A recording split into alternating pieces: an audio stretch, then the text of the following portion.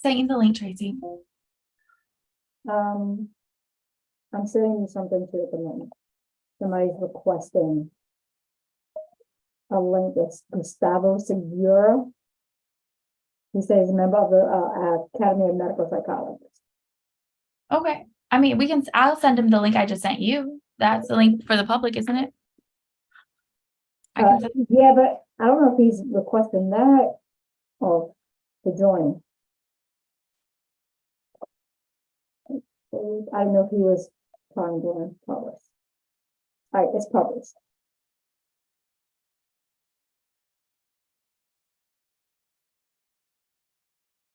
You hear me? Liv, What, Tracy? I'm it's sorry. published. You said we're live? We're live. Okay, thank you.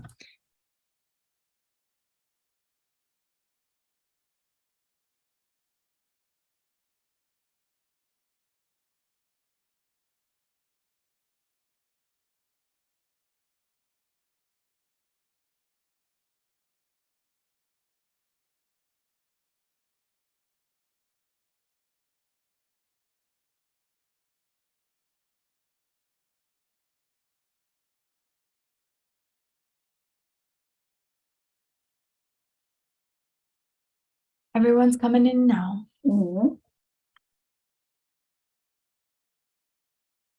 Good morning, Chris. Or good afternoon, Chris. I'm sorry. Morning. Everybody's coming in now. Give them just a minute.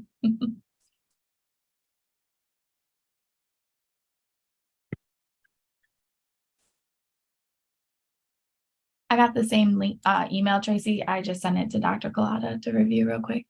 Okay.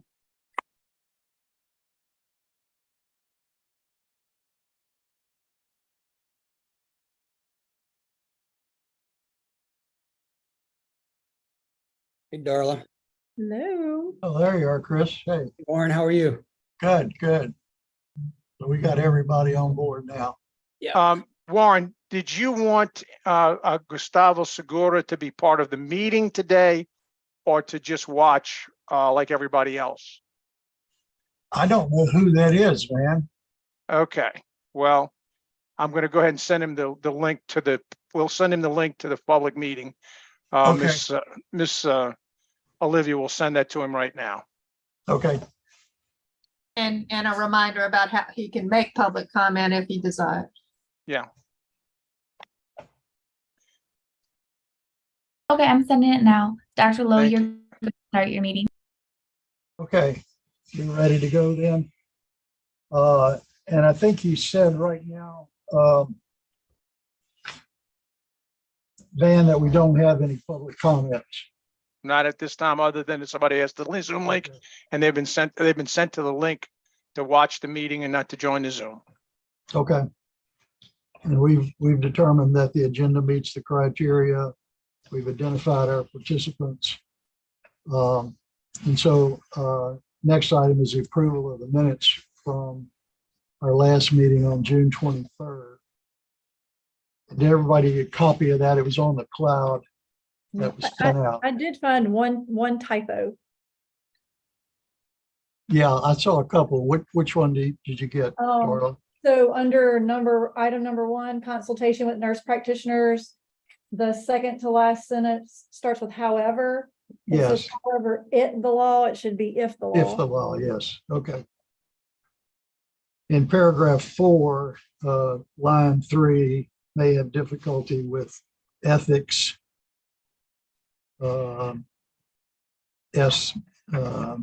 Missing on that, minor stuff. Which one is that one, please? It's number 4, line 3, may have difficulty with ethic, should be ethics. Okay. And then I just have a couple of questions about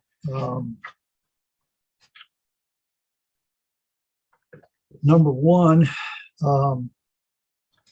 It sort of sounds like we have decided, or we have assumed, that we can consult with NPs and PAs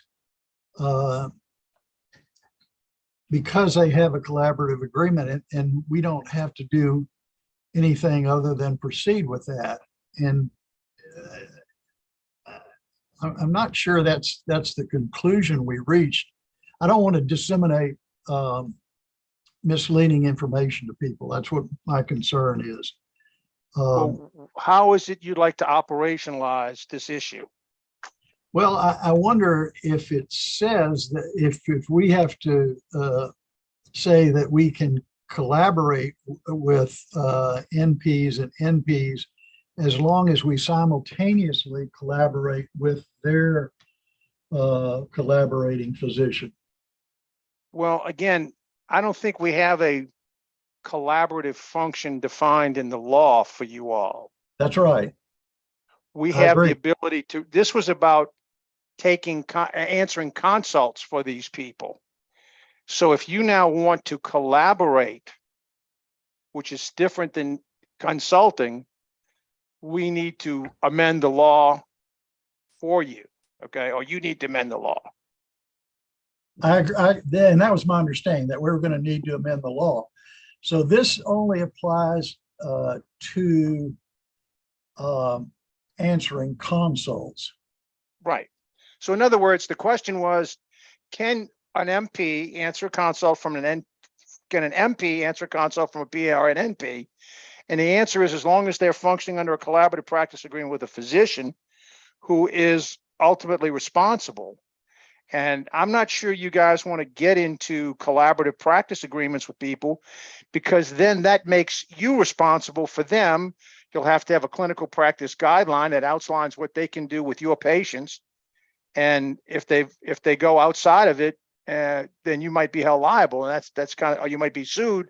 You might be able to defend yourself because your collaborative practice agreement protected yourself. But I think, I'm not sure that's where you want to go. But I mean, if you want to go there, we're going to go. I don't think that's where we want to go. No. I think the question that most people, like on a practical day-to-day level, are going to have is, are we saying then that our discussion led us to believe that if I get a referral from a nurse practitioner, I can assume that nurse practitioner has a collaborative agreement, and I can treat that patient from a nurse practitioner just as I would treat a patient from an MD referral? Well, I would not assume. I would say, thank you for your referral. Who is your collaborating physician for this patient?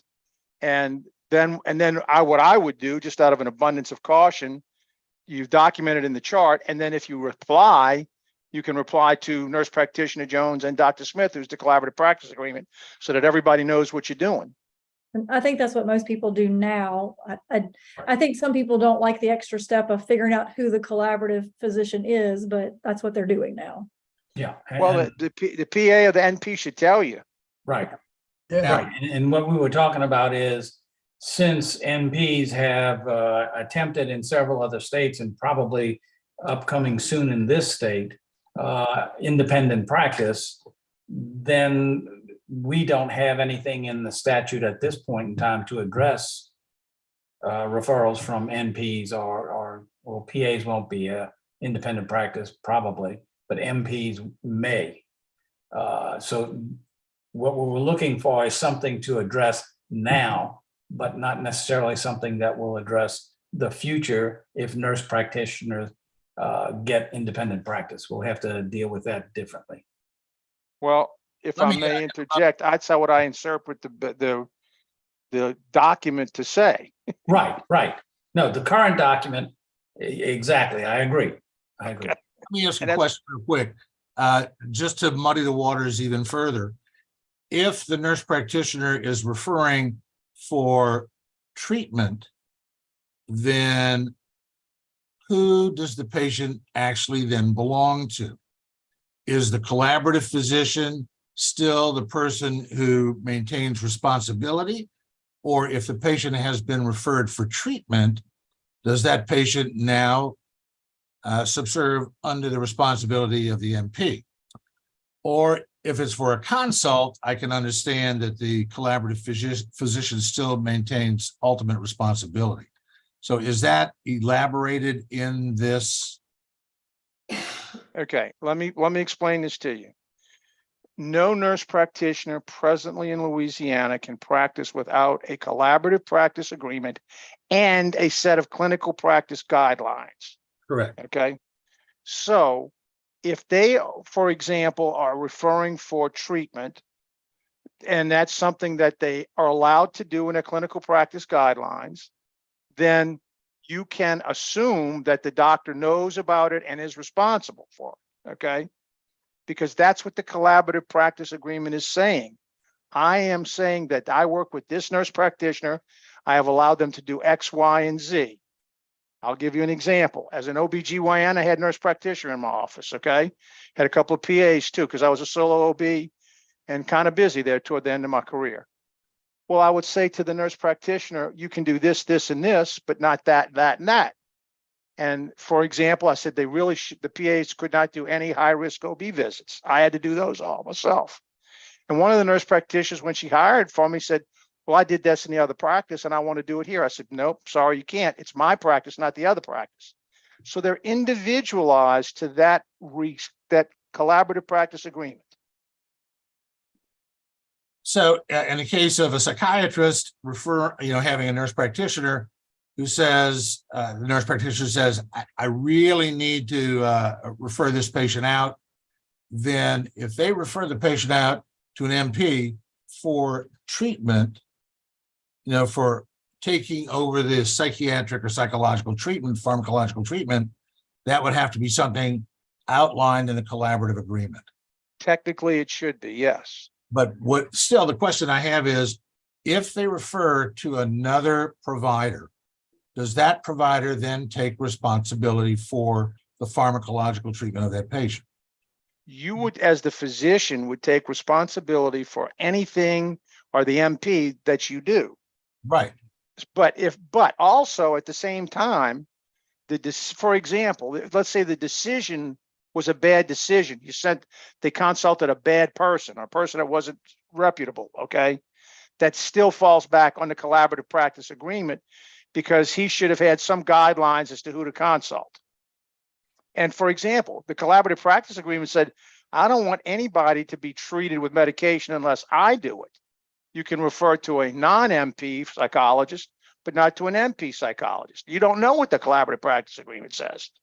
But Yeah. all you want to know is, do you have a collaborative practice agreement and who's the doctor that you collaborate with? And that's going to protect you all. Gotcha. Okay. As an MP, not as a doctor, Robert. So I want to Yeah, make sure. Yeah, but part of this is that the MP is going to inform the collaborative physician about treatment and evaluations Right. and so forth. Right.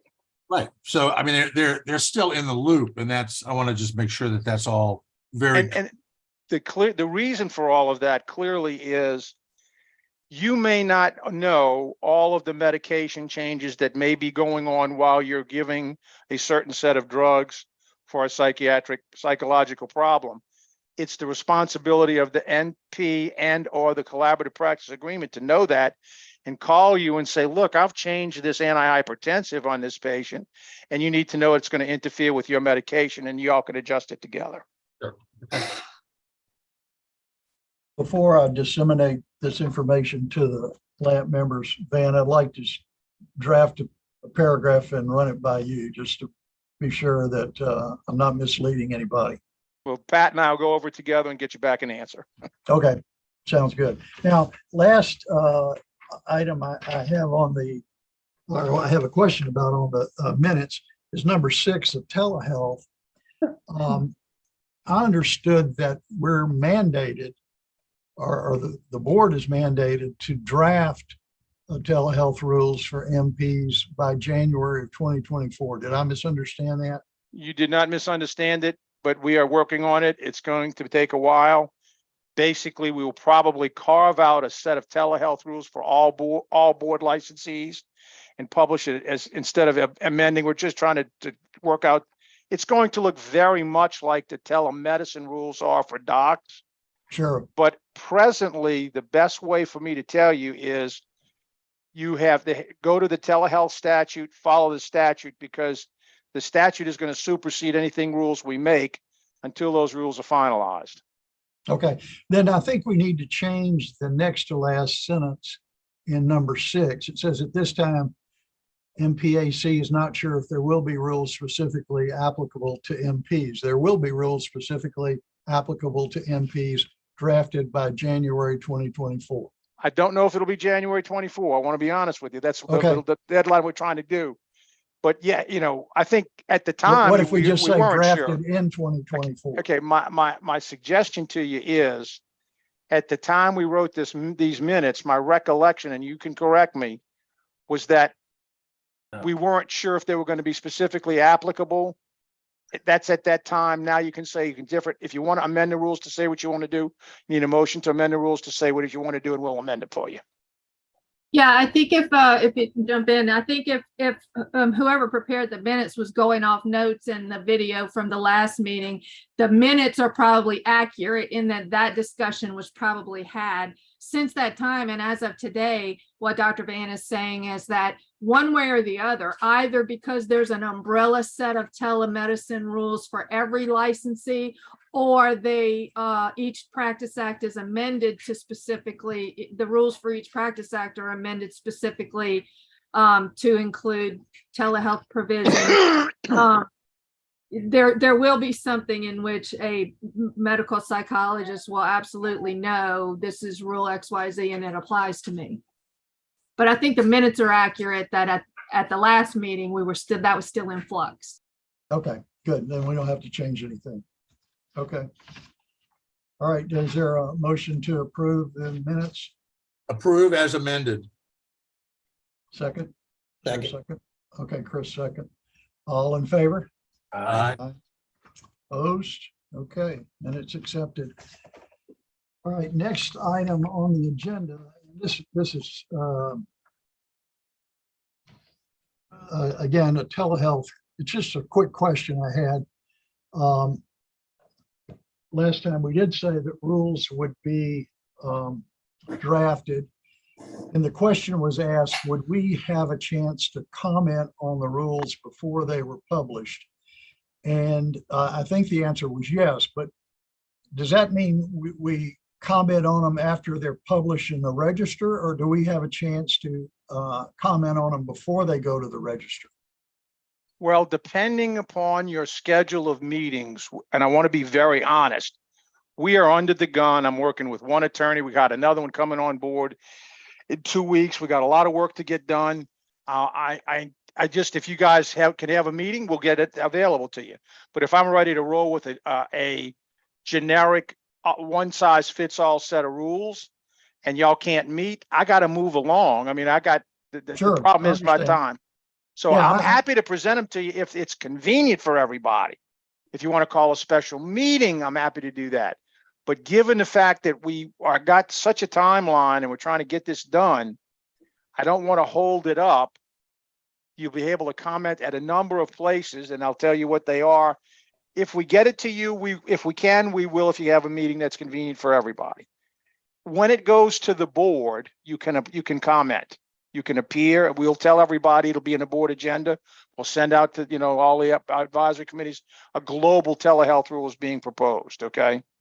Then the other thing is, after that, once we've submitted to the register, we have to have a hearing in 35 or 30 days. And that is an opportunity again for public comment. And then if that's said as approved, we go to the Attorney General, then the Attorney General rules on it. And if he finds there's no antitrust, we republish it. And at that point, it's final notice. But if you want to go to Health and Welfare and ask for an oversight hearing, or somebody does, there'll be another opportunity to comment on the rules. And at that point, if there's no comment, it goes to the governor. And if you still feel strongly about it, you didn't get what you want, you can always ask the governor to veto it and it would not take place. But Okay. again, there's numbers of opportunities for input. Trust Okay. me, the state of Louisiana is bent over backwards to make sure all parties can be heard. And Pat, if I misstated anything, please tell me. No, that's all correct. But I think a quick way to possibly allay what I'm inferring are the concerns. when we are ready in the next couple of months, to roll out what I envision to be a global telehealth rule that applies to all licensed classes. As Dr. Van said, we'll send a draft of that out to the advisory committee members. And if you want to have a meeting about it, we'll assist you in setting a special meeting. But if you want simply if you see something, if you say, look, this is all well and good, but you need to address this one little tweak for medical psychologists, just call up Dr. Van and say, consider adding this. It doesn't have to be as formal as all that. I'm quite sure you don't want to get down the road to the legislative hearing and say, well, even though it's my committee, I didn't want to, I didn't have, we don't have to go that route. We'll make sure that as to the very humanly best of our ability, you'll get a chance to see it before the board votes on it, but certainly before it's published in the register as that promulgation process unfolds. Okay, that's great. Yeah, there'll be plenty of opportunities. It was just a question. Okay, so now I see we're going to go into executive session to discuss the main agenda item. So do we So I have move to a go into executive session. second?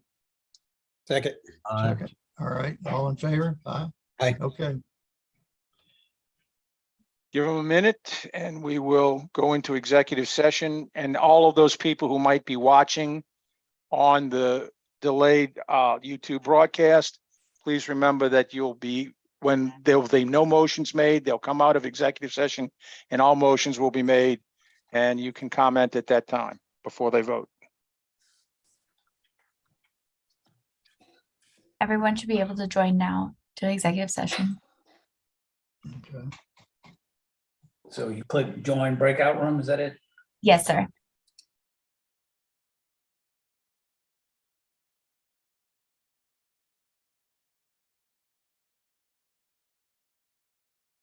Matthew, are you okay? Or you see the button to join?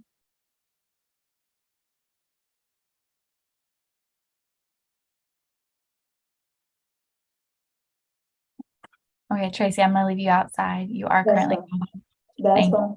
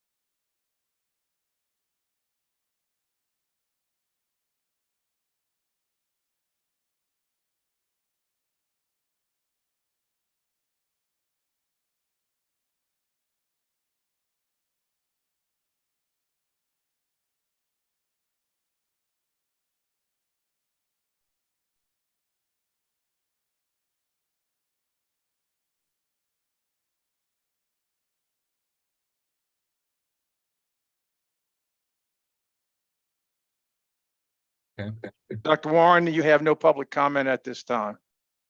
Okay. Patricia, you're muted. Looks like everybody else is, okay, there you are.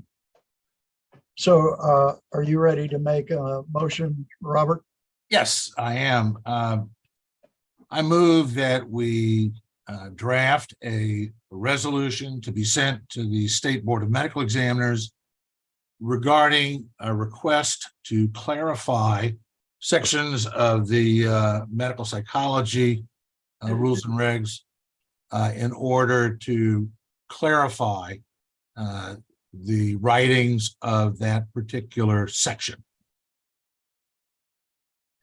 I'll second. Mr. Chair, is it, he wants to modify the rules and regulations. Really what he wants to do is modify the law. The law, I'm sorry. I stand, Clarify the law. and I accept that as a friendly amendment. to the- Okay. Just want to make sure we get it, what you want to do. God bless you. Thank you.